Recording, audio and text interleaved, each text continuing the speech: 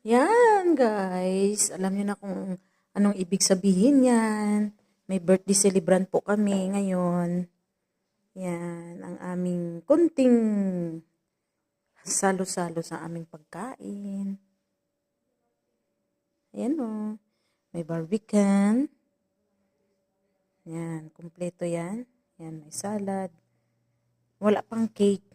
Kasi hindi pa dumating ang gumagawa ng cake. Ito, grilled chicken. Yan, palabok yan, guys. Yan. Tsaka,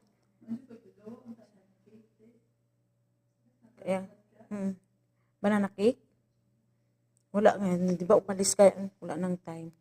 Ayan, guys, ipakita ko sa inyo kung birthday. Ayan po, may birthday, guys. Ayan, birthday. Happy birthday, happy birthday.